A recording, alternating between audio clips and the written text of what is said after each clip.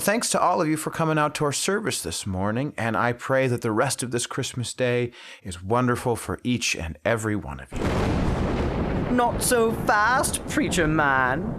Behold, it is I, Horus, Egyptian god of the sun, and while you all believe that you've been celebrating the birth of your Lord Jesus, you've really been celebrating the birth of me. For you see, thousands of years before your Jesus came around, I, Horus, was born on December 25th. I, Horus, was born of a virgin. I, Horus, was baptized by a man called Anup the Baptizer, was crucified and was resurrected 3 days later. So you see, your Jesus is nothing more than plagiarized poppycock, and I, Horus, have come to feast upon the sorrow of you foolish Christians.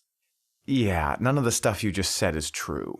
Yes, it is. No, there's no reference in Egyptian mythology to Horus being crucified or resurrected 3 days later. There's no documentation anywhere for the existence of a figure named Anup the Baptizer. Horus's mother was not a virgin woman, but the goddess Isis, and there is no specific date anywhere tied to the birth of Horus.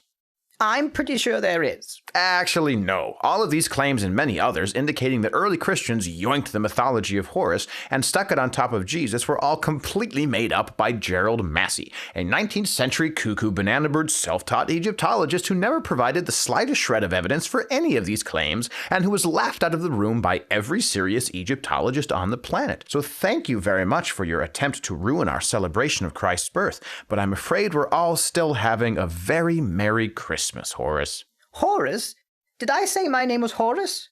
No. What I meant to say was, behold, it is I, Mithras, Roman cultic god of the something, and while you all believe that you've been celebrating the birth of Jesus, you've really been celebrating the birth of me.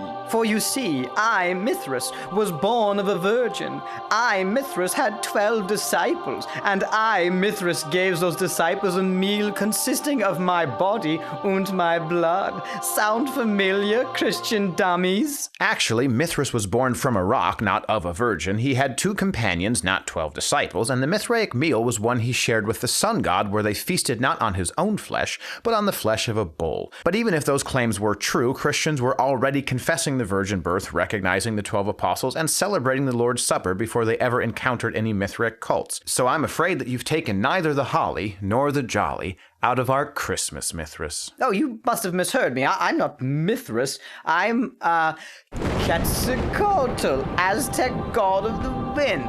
And while you all think that you've been... No Christian on the face of the planet ever heard of Quetzalcoatl until the 16th century. Well, then I'm Balder, Norse god of the... There were 193 popes before Balder's mythology was actually written down. Then I'm Horus, Egyptian god of the sun. You already did that one.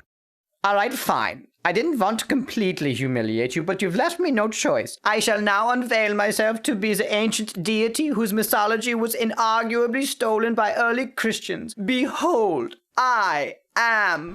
the ancient Mesopotamian god of judgment. 6,000 years before your Jesus spoke of returning to condemn the lost and resurrect the faithful, my followers proclaimed that I would return to destroy my enemies and raise the dead. So silence your joyful voices, Christians. Your Lord is nothing but a cheap carbon copy of me, the destructor who goes by many names. I am Volguus Zildroha. I am Lord of the Sibulia. I am Gozer the Gozerian.